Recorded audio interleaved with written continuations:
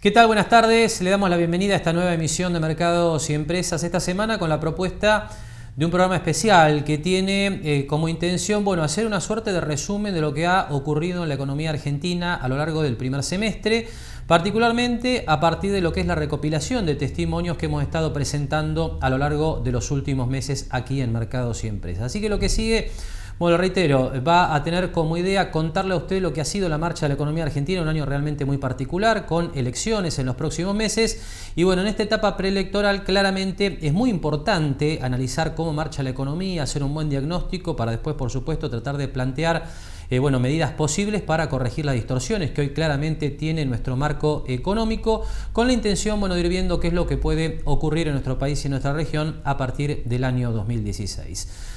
Primer testimonio entonces dentro de lo que es este programa especial de Mercados y Empresas. La idea aquí es compartir lo que fue la presencia de Aldo Pignanelli, expresidente del Banco Central de la República Argentina, en las últimas semanas en lo que fue el seminario anual de la ASAP, la Asociación Argentina de Presupuesto Público. En el primer extracto de la charla que proponía Aldo Pignanelli en esa oportunidad, tomamos el tema del atraso cambiario, una de las cuestiones centrales en la economía argentina de este año 2015. Nosotros partimos del 2001, $1 un peso, la convertibilidad. Recuerden que cuando salimos de la convertibilidad, el atraso cambiario teórico era del 40%, ¿no? Por eso fue el 1,40 más ser, que se estableció luego para la negociación de la pacificación y demás. ¿Qué está pasando ahora? La línea más clara, azul, es el tipo de cambio multilateral. Ustedes saben que el tipo de cambio multilateral se toma teniendo en cuenta el porcentaje a qué países exportamos. El real, por el Mercosur, que es más o menos el 25% de las exportaciones, el ALCA, el dólar, que debe estar en un 20%, el euro y el yen, básicamente. Si nosotros tomamos el tipo de cambio multilateral, hoy la paridad en relación, y esto es abril, falta mayo y junio, en relación a diciembre del 2001 es 1,19 contra el 1,40, o sea, ahí hay un atraso. ¿Por qué cayó abruptamente el tipo de cambio multilateral en el último año, año y medio? La devaluación del real. Brasil devaluó en el último año y medio el 25% o más, no más, casi el 40% el real. Estaba en 2,10, 2,20, ahora está arriba de los 3 reales un dólar. Y eso nos sacó competitividad a nosotros. En el bilateral, que es simplemente tomar la inflación de Estados Unidos menos la inflación nuestra, está dando una paridad menor a la convertibilidad, 0,92. Para tener una idea nada más, si uno toma la inflación americana de diciembre del 2001 a diciembre del 14 fue del 35%. La inflación argentina real fue de 16 veces.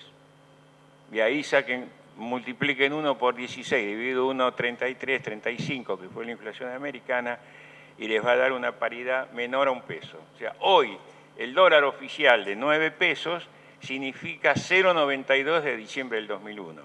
A todas luces hay un problema de atraso cambiario. El tema es que si a mí alguien me pregunta hoy, doctor, ¿devaluamos la moneda? Le digo, muchachos, con este desequilibrio macroeconómico, con la falta de crédito de inversión y los problemas que todavía hay que solucionar, ni se les ocurra devaluar, porque les va a pasar lo de enero del 2014. Hicieron una devaluación del 35% para recuperar el atraso que tenía y en 6 meses la inflación te lo comió. Porque para lograr lo que mostró recién Hernán en el 2002, con una devaluación del 300%, una inflación del 42% y que a los 6 meses era del 3% anual, hay que manejar lo que dijimos al principio. Equilibrio fiscal, superávit de la balanza comercial, dólar competitivo y política monetaria sana. Sin esas variables ni se les ocurra devaluar porque es peor el remedio que la enfermedad.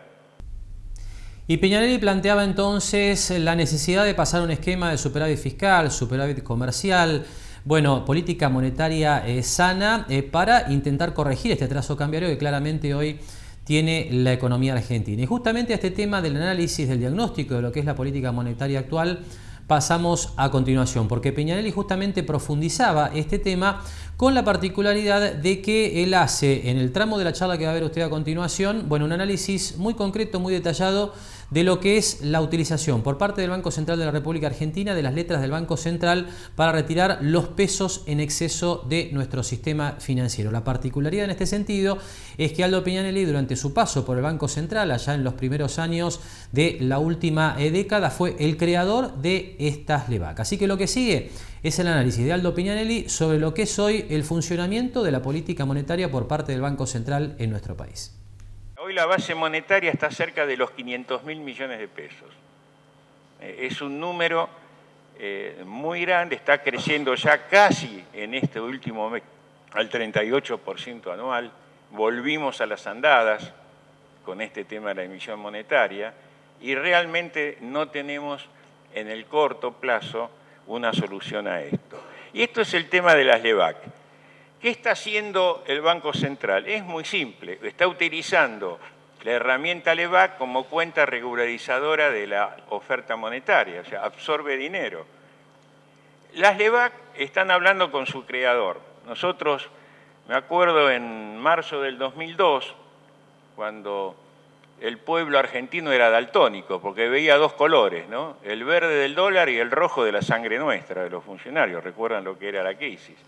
Y yo me acuerdo que me reuní con mis asesores en el Banco Central y llegamos a la conclusión que, bueno, para frenar había que hacer una jugada fuerte y ponerle un precio al peso. Yo les decía a mis colaboradores, bueno, pongámosle un misil al peso, porque ahora tenemos una gomera. El dólar tiene un misil y el peso una gomera, porque no teníamos valor de referencia. Y las LEBAC se crearon como un precio de referencia de la tasa de interés. Les cuento esto.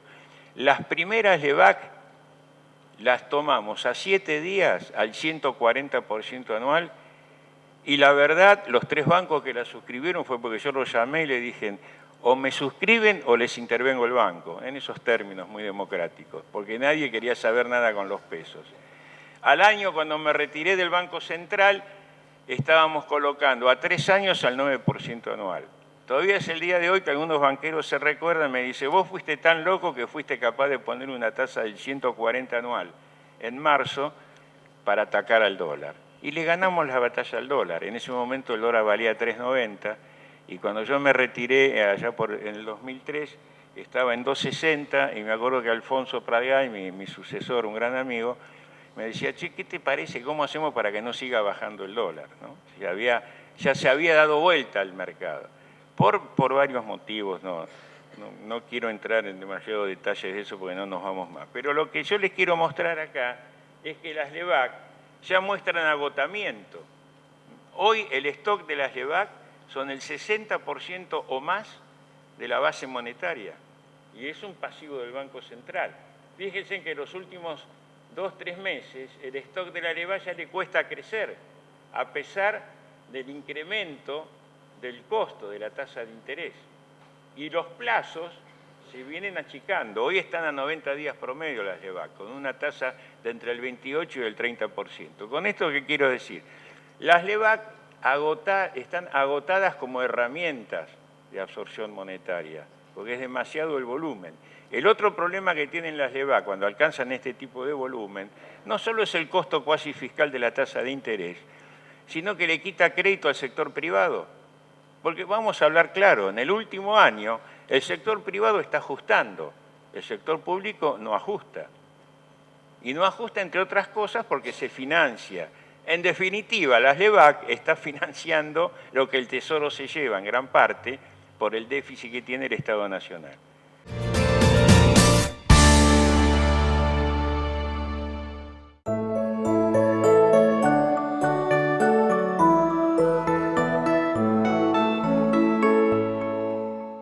Un banco solidario es un banco que siempre te va a dar una mano.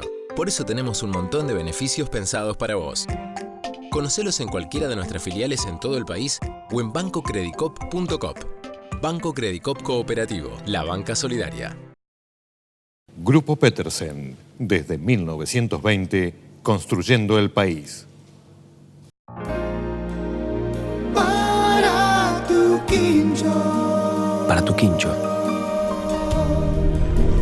Una parrilla. Una flor de parrilla. Un chori, un chincho? ¿Alguien?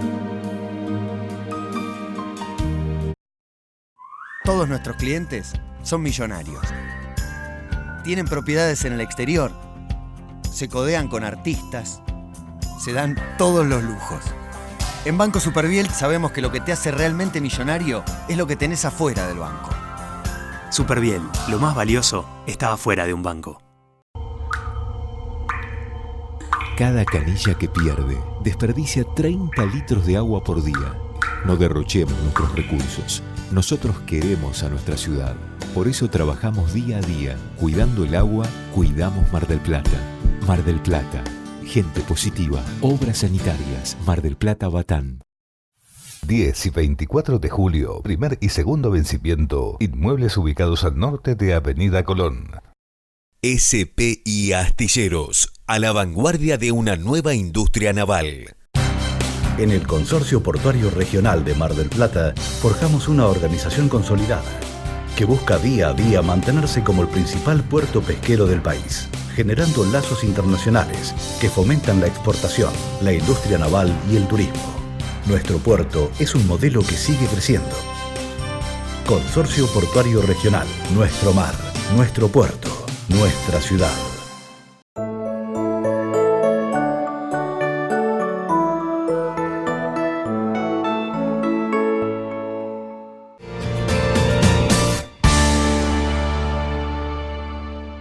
Y seguimos compartiendo testimonios recogidos durante lo que fue la sesión anual de la ASAP, la Asociación Argentina de Presupuesto Público, en los últimos meses aquí en la ciudad de Mar del Plata. Compartíamos el testimonio de Aldo Pignanelli. Ahora va a ser interesante, volver a entrar en contacto con lo que fue la presencia de Hernán Lacunza, que es gerente general del Banco Ciudad de Buenos Aires. De su presentación aquí en la ciudad de Mar del Plata se nos ocurrió interesante, tratar de extraer aquellos tramos de la charla donde se plantean, las posibles medidas de política económica, como decía Lacunza, para, recuperar ese círculo virtuoso del crecimiento, de la producción y del empleo en un entorno de baja inflación. En lo que sigue entonces, Lacunza aborda estos temas donde hace un especial análisis de lo que pueden ser las políticas antiinflacionarias en la Argentina a partir del año 2016. La clave acá es ganar credibilidad, porque el tiempo nos va a dar más margen de acción, más espacio para tomar estas medidas. Entonces esto se logra nada más que con credibilidad. Un ambiente regulatorio estable, donde el sector privado tenga claro que las empresas, los consumidores, los ahorristas, que baja el grado de arbitrariedad y discrecionalidad de las medidas y que entonces se pueden hacer planes que involucren todos estos aspectos. No tengo tiempo de hablar de cada uno, pero sí un programa antiinflacionario gradual, persistente, que cuando digo gradual no podemos, tengo acá un gráfico creo, no podemos pretender bajar la inflación de, 30% anual al 5% en un año, sino que tenemos que ver lo que hizo Chile a principios de la década del 90, cuando en un lustro bajó la inflación justamente de 30 a un dígito y después lo mantuvo estable por los siguientes 20 años. Persistente, esto es muy importante, que sea una tendencia, que no sea que un año baja, el año siguiente sube, sino que sea inexorablemente a la baja para ganar credibilidad. Que sea consistente, todos los brazos de la política económica, no puede ser únicamente el Banco Central el que trate de dominar la inflación. Lo primero, el día cero, es reconstruir el INDEC. A mis amigos oficialistas, cuando les pregunto qué sentido tiene hoy seguir falseando las estadísticas del INDEC, al principio me daban alguna motivación, ¿no? La verdad que no encuentro ninguna. Nadie presta atención al número que sale del INDEC, y yo me dedico a esto y no sé cuál fue el número del INDEC en el mes pasado de inflación, así que no sé cuál es el sentido de seguir falseando esa estadística. La coordinación de la pauta inflacionaria quiere decir, el ministro de Economía que maneja el gasto, el presidente del Banco Central que maneja la emisión, el ministro de Trabajo que interviene en la negociación salarial, el de Industria, el acceso de los mercados externos, el de Infraestructura o el de Planificación, las tarifas de los servicios públicos. Todos tenemos que estar alineados a una meta convergente, a una inflación más baja. Entonces, cuando esa mesa esté servida, con esos ingredientes, ahí podremos llamar al sector privado, a las empresas y a los trabajadores y decirles, miren, estos son los ingredientes, vamos a negociar ingresos y salarios y precios en este entorno, porque si empezamos al revés, nadie se va a sentar a esa mesa. Y si alguien se sienta, cuando se levante va a traicionar ese pacto de precios. Así que primero la señal la tiene que dar, como siempre, la inflación es un resultado de la política macroeconómica, la señal la tiene que dar el gobierno. Con instrumentos donde el gasto público esté alineado con una inflación, con un objetivo de inflación más baja, donde la emisión monetaria, miren, yo no quiero entrar acá en discusiones teóricas si la emisión genera inflación o no, ya dije antes lo que pienso respecto a la idea de que no la genera, cuando dije que eliminemos los impuestos, eso obviamente es un absurdo para demostrar la inconsistencia de ese razonamiento. Lo que es seguro es que si emitimos al 35% anual de aumento, la inflación no va a bajar. Ya lo probamos estos años, no va a bajar. Y en términos generales, la idea de políticas antiinflacionarias por parte de la CUNSA plantean básicamente lo que recogen la mayoría de los textos de macroeconomía moderna, en el sentido de que no solamente el Banco Central está en condiciones de luchar solo, aislado contra la inflación, sino que se debe plantear una política integral vinculada con política de ingresos, la contención del déficit fiscal y por supuesto también, bueno, una política monetaria seria, como también planteaba Aldo Pignanelli. En el segundo tramo de la charla de Hernán Lacunza, que compartimos a continuación, bueno, Lacunza hace referencia a la vuelta del país a los mercados internacionales, una medida que él entiende como necesaria para financiar con el menor costo de producción y de empleo posible la transición hacia un esquema macroeconómico más ordenado. Clave es ahí para que no sea una política fiscal dura, recuperar el acceso al crédito para poder suavizar esa transición. Pero para recuperar el acceso al crédito tenemos que tener, además de un programa inflacionario, antiinflacionario, un programa fiscal. Un programa fiscal donde acá hoy tenemos una presión tributaria récord, plagada de impuestos distorsivos. Ustedes son expertos en esto, no les voy a poder agregar nada, pero que no obstante, a pesar de la presión tributaria récord, no alcanza para cubrir el gasto público, que también es récord, y tenemos un déficit muy importante y creciente. Y lo estamos financiando con emisión, que obviamente provoca inflación. Entonces acá sí hace falta una política de shock en los anuncios que ataque toda esta combinación de problemas al mismo tiempo, pero que obviamente delinee un cronograma para poder tener un sistema tributario más racional de acá a 4 años, con una simplificación de este esquema tributario, con reducción de impuestos distorsivos, por ejemplo, retenciones a lo que no sea soja, que no se entiende bien hoy porque sigue habiendo el sector industrial, focalizando los subsidios. Hoy los subsidios a algunos servicios públicos, el 40% de sus subsidios van al 20% más rico de la población. Es un lujo que no nos podemos dar como sociedad. El 20% más rico de la población, los 2 deciles superiores tienen subsidios a la energía. Un programa de infraestructura que aumente en 1% del PBI anual. Que el presupuesto nacional, repito, ustedes son expertos en esto, sea el mecanismo de asignación de recursos para dar credibilidad y certidumbre a los decisores privados de inversión, de consumo, de ahorro. Hoy el presupuesto nacional es un dibujo que tampoco nadie presta atención porque es un dibujo. Entonces, los dibujos no sirven para un título del diario de un día, después no sirve para más nada. Una regla fiscal estructural que ahorre en época de vacas gordas para poder gastar en época de vacas flacas. Esto no es muy complejo, es la fábula de La Fontaine, de la cigarra y la hormiga. No es que descubrimos acá algo demasiado ingenioso. Obviamente para poder, fíjense, no lo que estamos haciendo hoy, donde el gasto crece 45% y los ingresos crecen 25%. Uno puede poner acá adjetivos de heterodoxo, ortodoxo, se pueden poner, adjetivar es fácil. Lo que es seguro es que no se puede gastar todo el tiempo más de lo que ingresa. Porque esto es lo mismo que pasa en nuestra casa.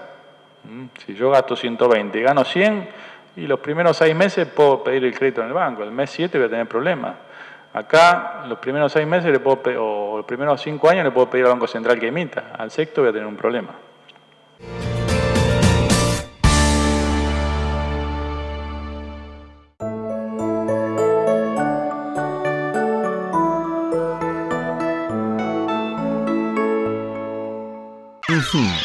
Estás pensando en algo que te permita hablar, chatear y whatsappear, ¿eh?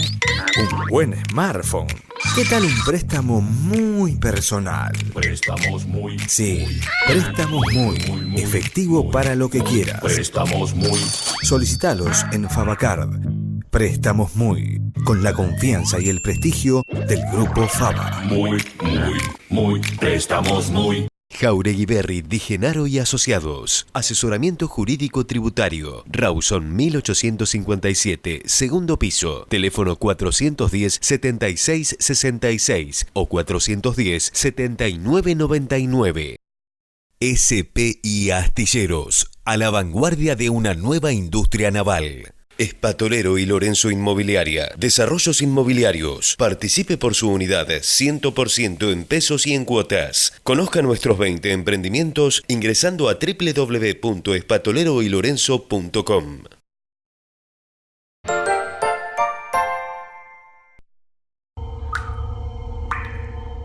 Cada canilla que pierde desperdicia 30 litros de agua por día.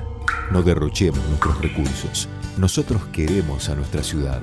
Por eso trabajamos día a día. Cuidando el agua, cuidamos Mar del Plata. Mar del Plata. Gente positiva. Obras sanitarias. Mar del Plata, Batán. 10 y 24 de julio, primer y segundo vencimiento. Inmuebles ubicados al norte de Avenida Colón. Lo esperamos en Mar del Plata Bursátil para asesorarlo en su mejor alternativa de inversión o financiación para su empresa o negocio. De lunes a viernes, de 10:30 a 17:30 horas en Corrientes 1723, teléfono 561-6000, www.mdpbursátil.com.ar.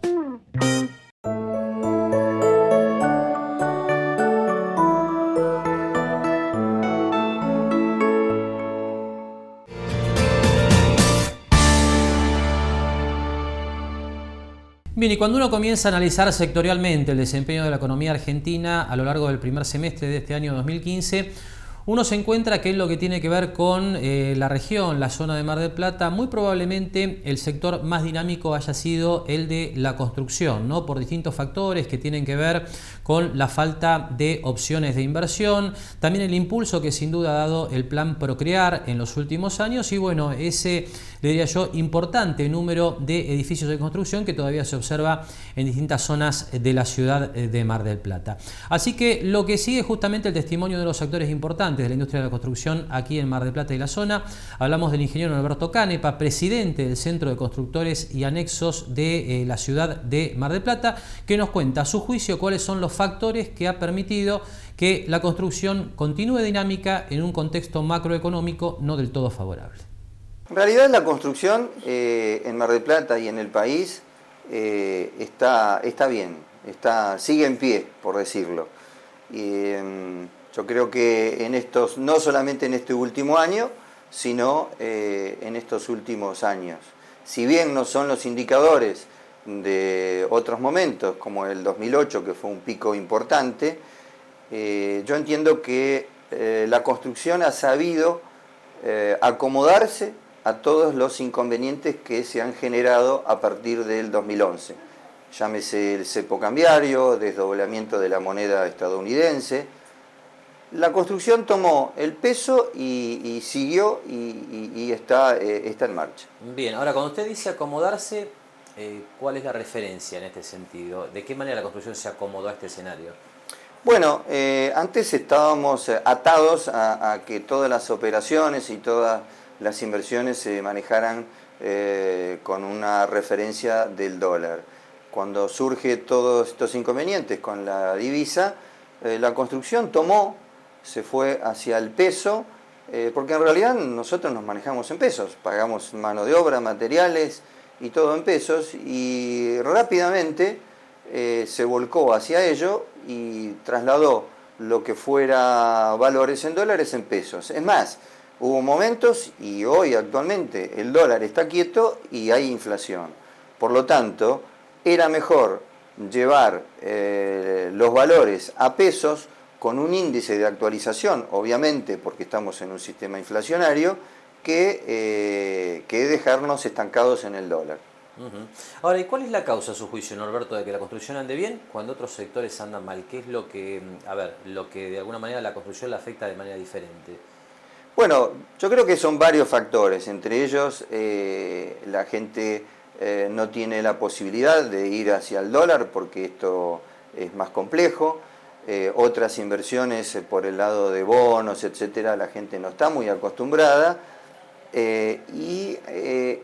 Yo creo que jugó muy a favor, lamentablemente, la inflación. La inflación, por un lado, nos genera que haya costos más altos, pero por otro lado, el que tiene un excedente en pesos no sepa muy bien qué hacer y vea a la construcción o al ladrillo como una alternativa válida, y es que yo creo que allí ha sido algo que a nosotros nos ha beneficiado.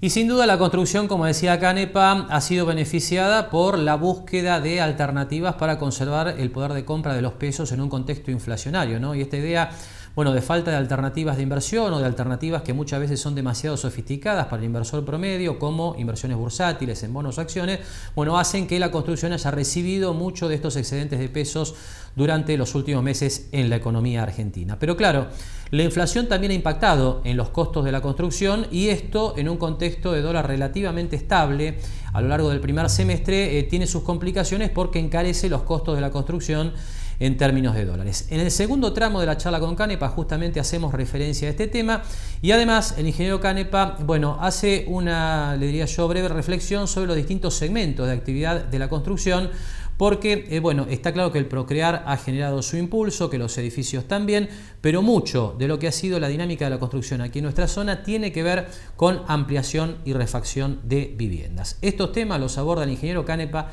en el segundo tramo de la charla.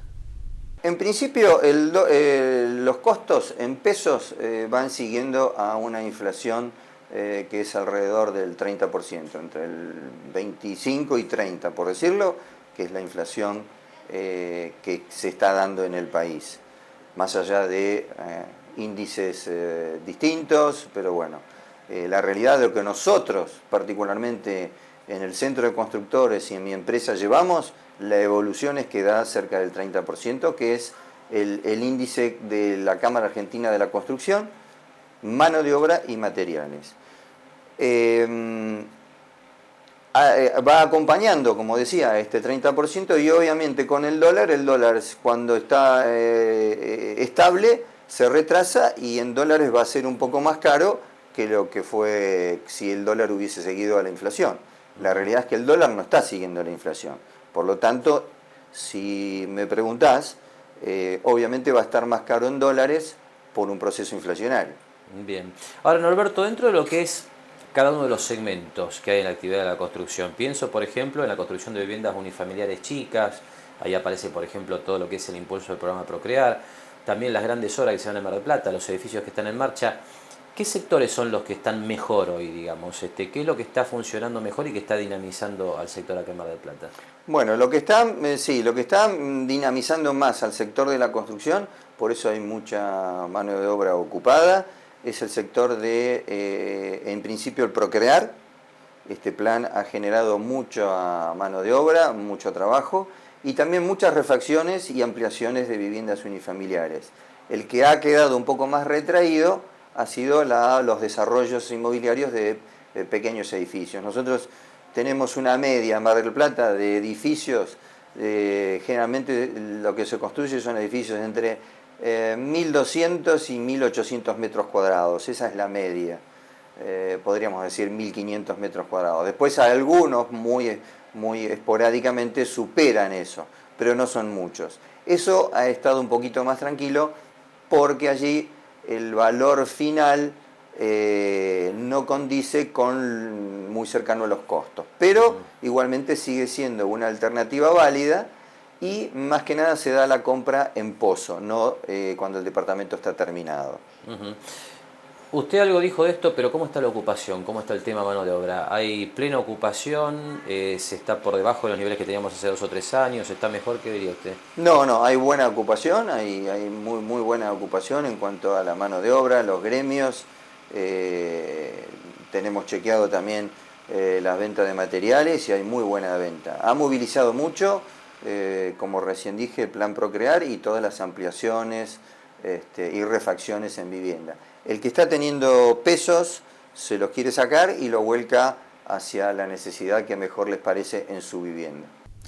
Y muy cerca, sin duda, de lo que es el ámbito de la industria de la construcción, bueno, en lo que tiene que ver con el mercado inmobiliario, comenzó a verse durante los últimos meses, casi sobre el cierre del primer semestre del año, bueno, atisbos de la búsqueda de un piso a la caída de operaciones que se venía observando desde lo que fue la instalación de los primeros controles cambiarios en el cierre del año 2011. Así que este tema, bueno, por supuesto tuvo su lugar en el primer semestre de Mercados y Empresas y lo incluimos en la charla que manteníamos un mes atrás con el escribano Leandro Atkinson, presidente del Colegio de Escribanos, delegación Mar del Plata, con el que hablamos no solamente de la posibilidad de que el mercado esté consolidando un piso, sino especialmente de lo que ha sido, bueno, la reaparición, le diría yo, del CEDIN en lo que tiene que ver con las operaciones inmobiliarias. Estos temas en la charla con el escribano Leandro Atkinson.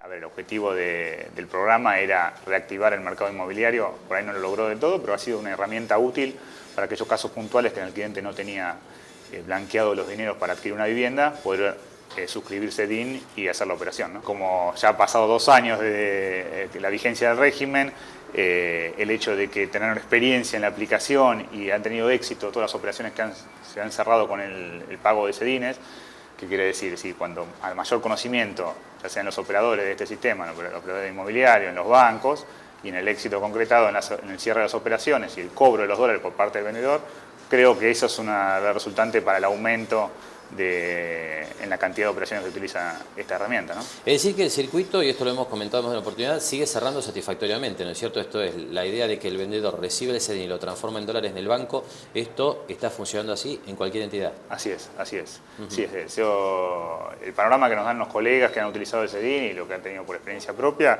es que los bancos, los que se están moviendo muy bien son los bancos oficiales, que son los que más promueven el programa, pero sí, han tenido, todas las personas que han recibido el CEDIN no han tenido ninguna noticia de que no hayan podido cobrar el dinero. Por ahí lo mejor es instrumentarlo y poder, simultáneamente con la compraventa, poder llegar al cobro del CEDIN. Pero si no es así, a las 24 horas se ha logrado el cobro.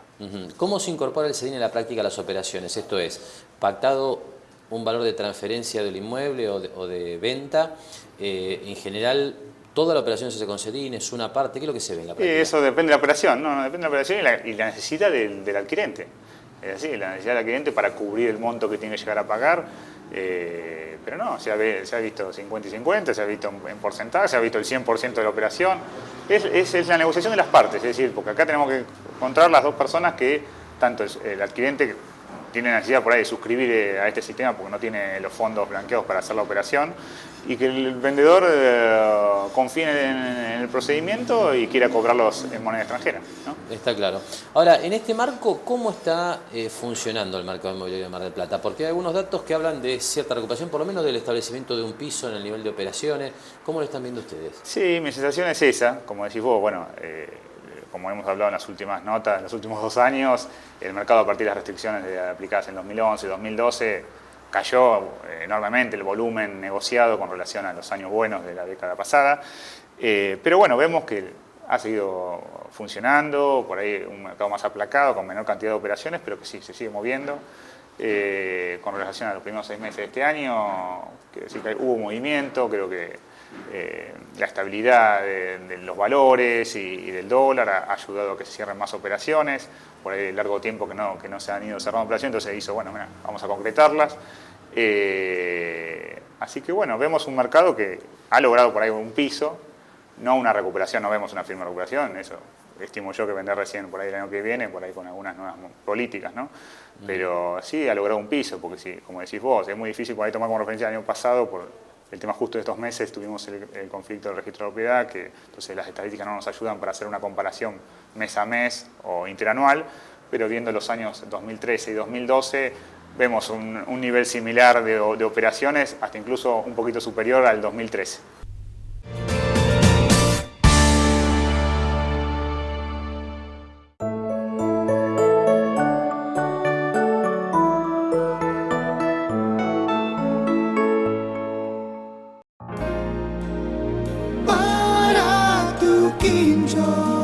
Para tu quincho.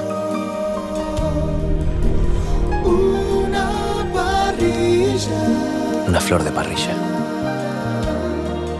Un chori, un chinchu, alguien. Un banco solidario es un banco que siempre te va a dar una mano. Por eso tenemos un montón de beneficios pensados para vos. Conocelos en cualquiera de nuestras filiales en todo el país o en bancocredicop.com. Banco Credicop Cooperativo, la banca solidaria. Todos nuestros clientes son millonarios. Tienen propiedades en el exterior. Se codean con artistas. Se dan todos los lujos.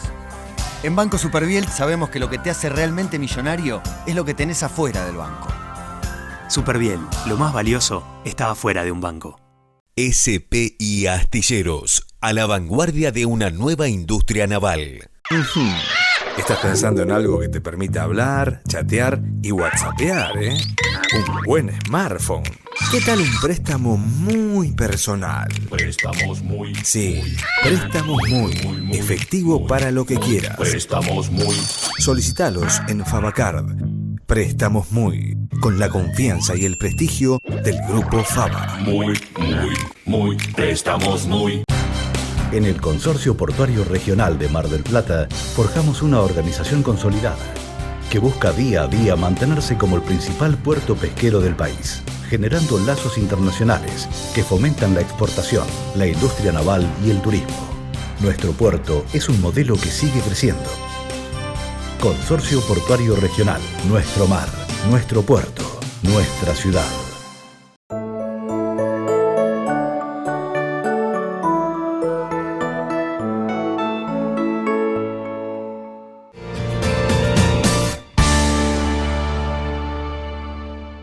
Y sin lugar a dudas, si uno busca sectores que han tenido meses difíciles en la Argentina en los últimos años, bueno, uno tiene que hacer referencia especial al sector industrial, particularmente, le diría yo, perjudicado por lo que es ese atraso cambiario que analizábamos en la primera parte del programa con el testimonio de Aldo Piñanelli. La industria ha venido sufriendo, básicamente en las estadísticas, por lo que es la fuerte caída de la producción de la industria automotriz, pero también las pymes industriales han tenido problemas de rentabilidad y de competitividad en todo el país. Este testimonio que sigue a continuación tiene que ver con este caso de los problemas de las pymes industriales, y lo que compartimos entonces es la palabra de Fernando Orengia, presidente de la Unión Industrial Marplatense.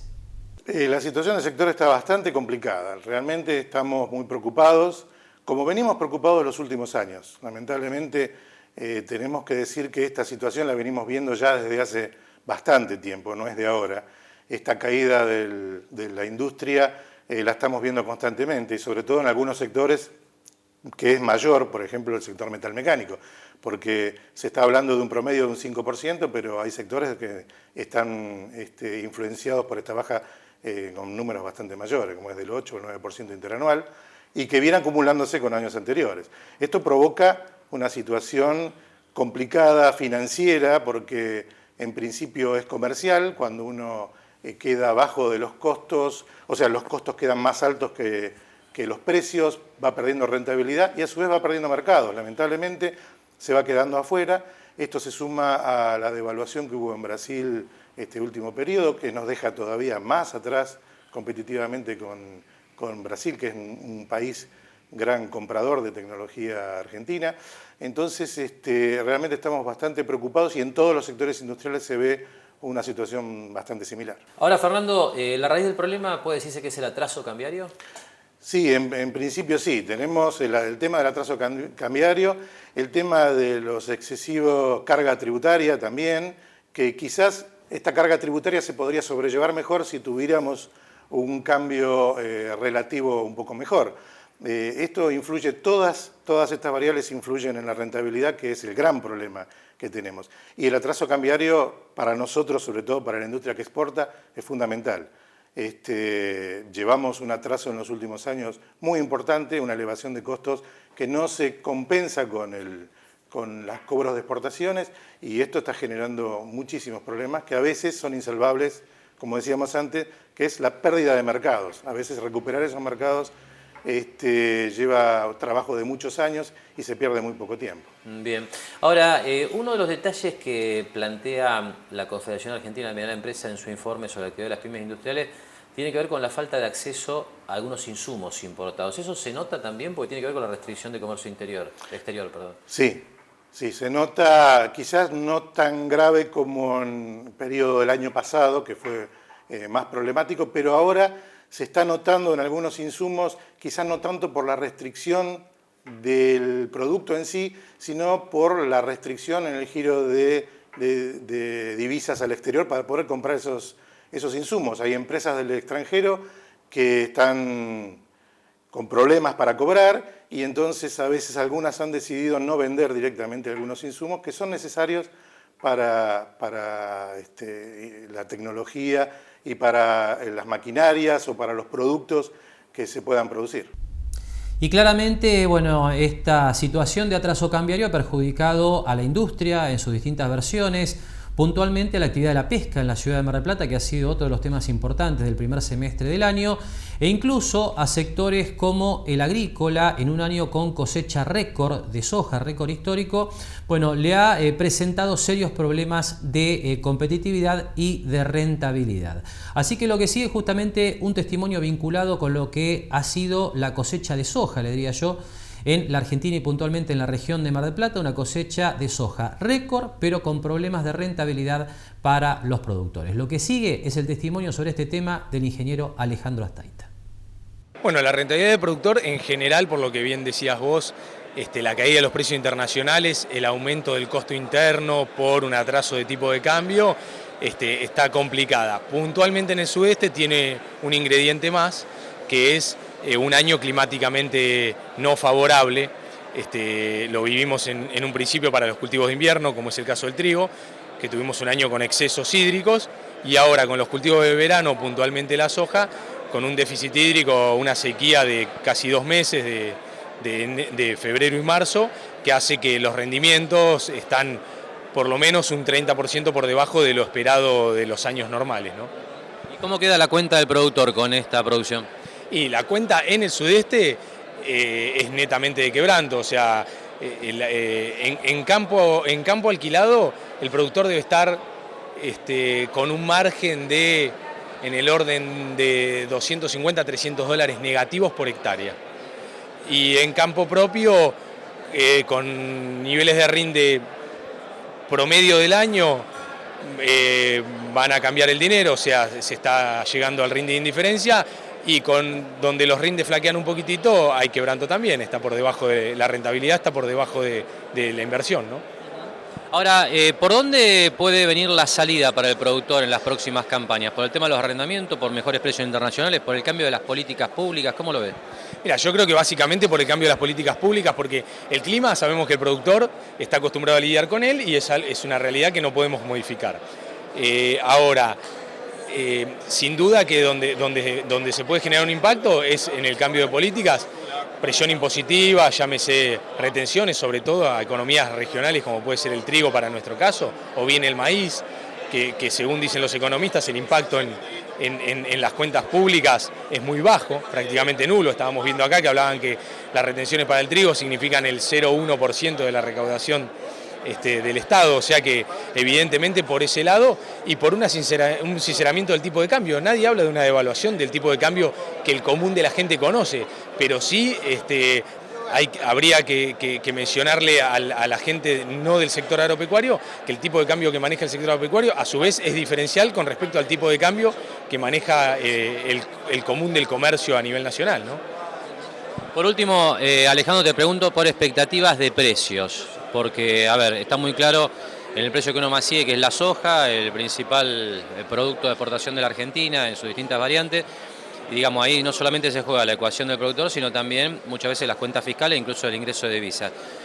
¿Cómo están viendo del sector lo que puede ser la tendencia de los precios para las próximas campañas?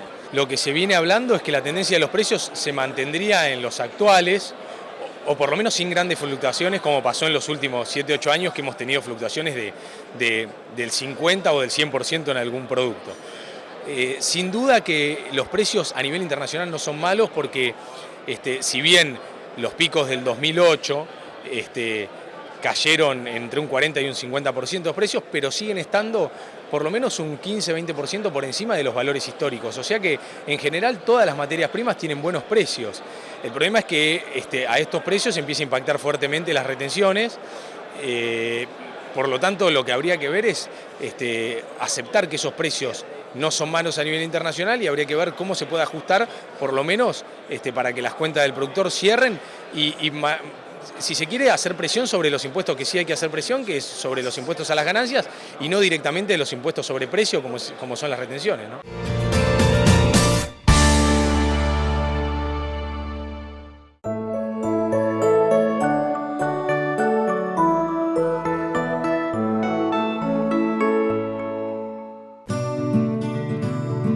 La idea es que cuando tengas un tiempito libre, unos minutos, puedas acercarte a algún centro de salud y si no, llamar al SEMA y directamente, sin orden médica, va a poder acceder a un estudio de última generación sin costo alguno.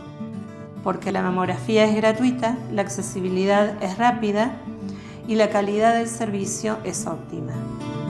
La posibilidad de hacer estudios que te aseguren la detección temprana del cáncer es de un valor inigualable. Saca turno llamando gratis al 147. Municipalidad de General Pueyrredón, Mar del Plata. Gente positiva. Grupo Petersen, desde 1920, construyendo el país. SPI Astilleros, a la vanguardia de una nueva industria naval.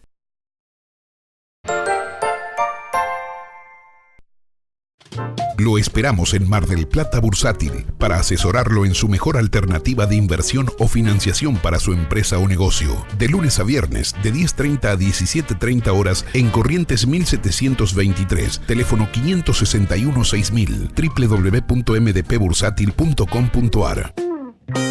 Espatolero y Lorenzo Inmobiliaria. Desarrollos inmobiliarios. Participe por su unidad 100% en pesos y en cuotas. Conozca nuestros 20 emprendimientos ingresando a www.espatoleroylorenzo.com.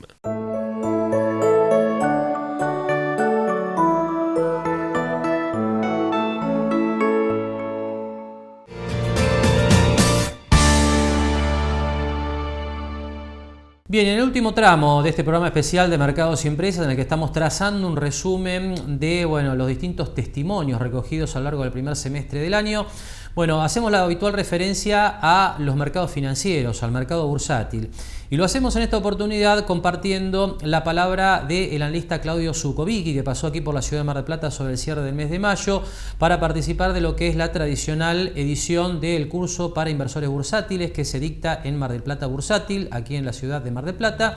Y en aquella oportunidad conversábamos con Zukovicki sobre las perspectivas de la bolsa argentina de cara a lo que es esta etapa preelectoral. ¿Hay valor en las empresas argentinas? ¿Hay posibilidad de que se valoricen acciones y bonos de nuestro país? Sobre este tema, Claudio Zukovicki nos comentaba lo siguiente. Hace mucho vengo repitiendo lo mismo desde mi punto de vista y del lado estrictamente financiero.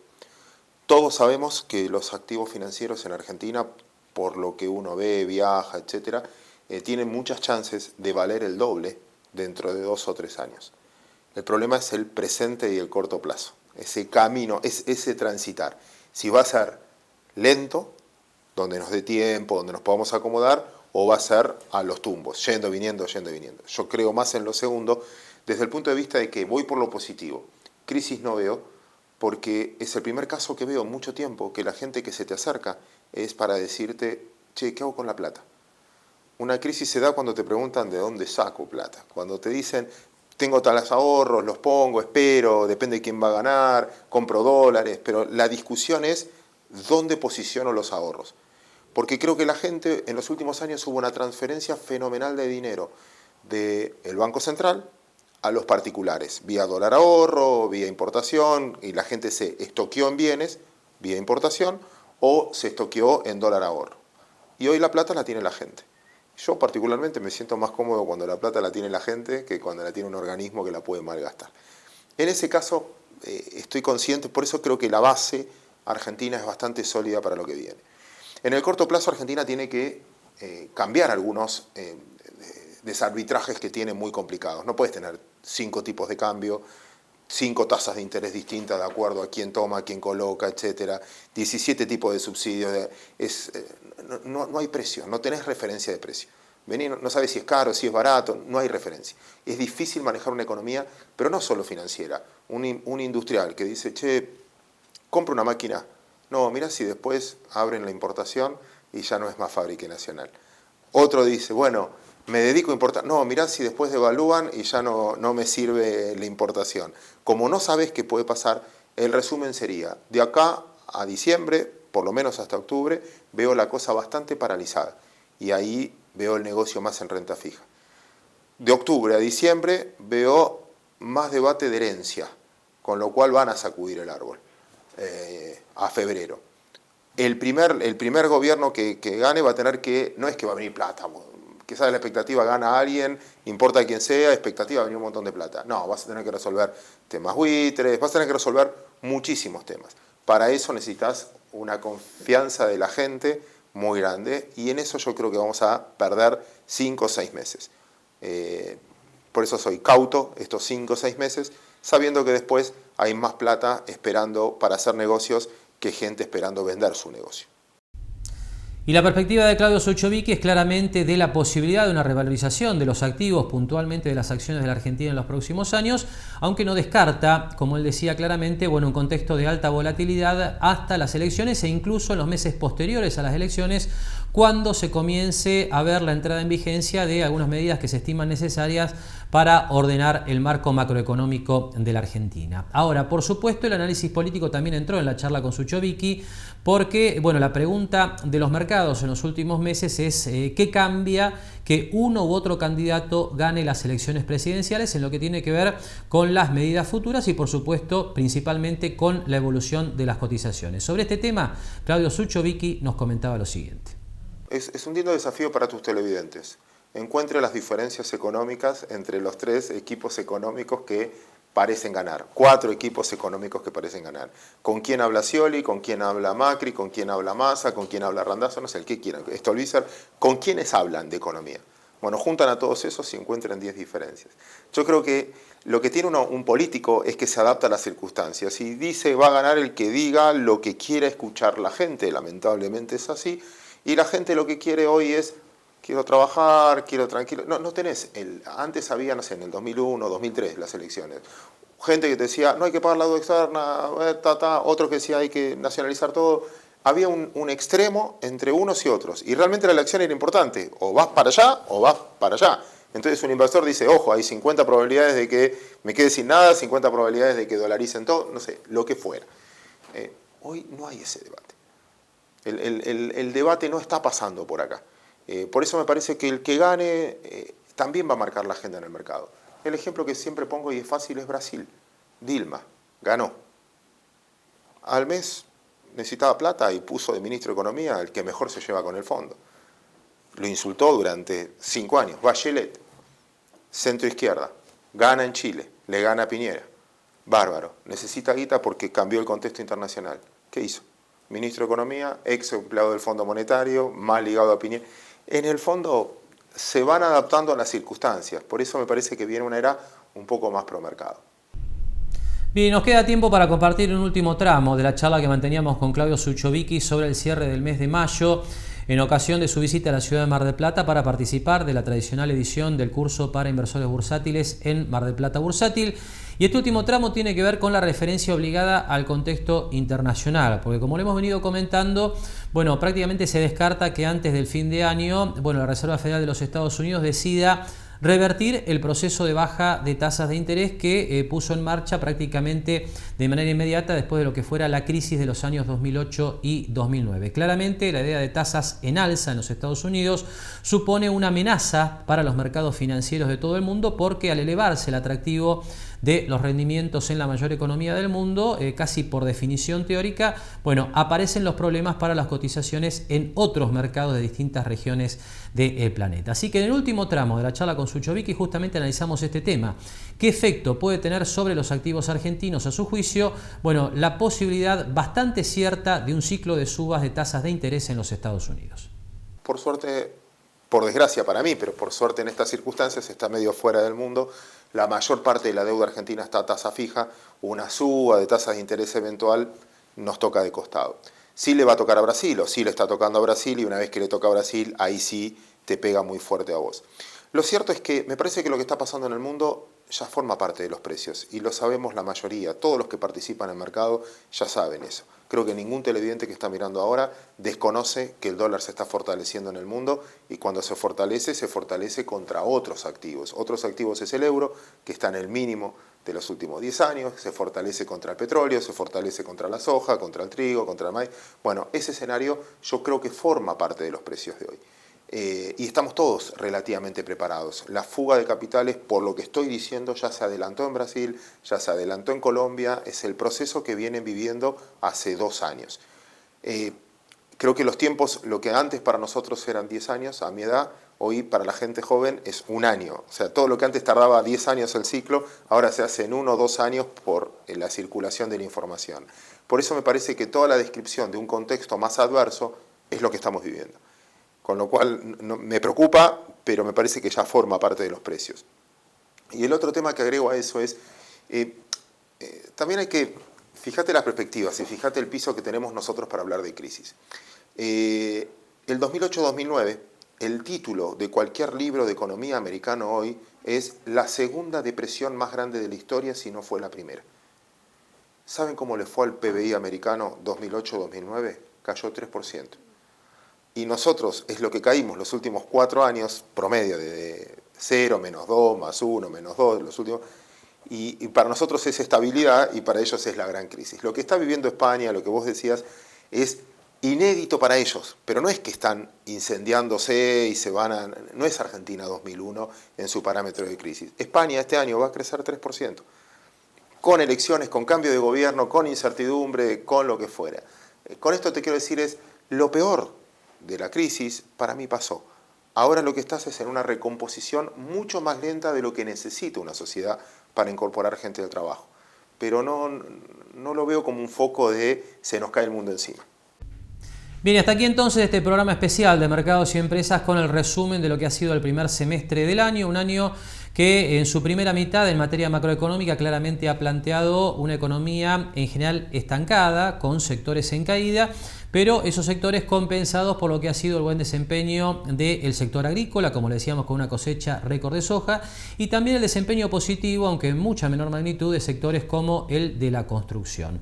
Los mercados, por supuesto, en alza, de alguna manera siguiendo lo que es la tendencia internacional en materia de bolsas y especialmente apostando, le diría, a lo que puede ser un reordenamiento del marco macroeconómico después de las elecciones del mes de octubre. Así que bueno, hasta aquí el primer semestre. Nosotros estaremos volviendo ya desde la semana próxima para acompañarlo con toda la información económica que se vaya generando ya mucho más cerca de las elecciones presidenciales, con definiciones tanto en lo político como muy probablemente también en lo económico y financiero. Con este comentario estamos cerrando, le agradecemos que nos haya acompañado una semana más con Mercados y Empresas y nos despedimos, como hacemos habitualmente, hasta el próximo sábado a la hora 18. Gracias y muy buen fin de semana.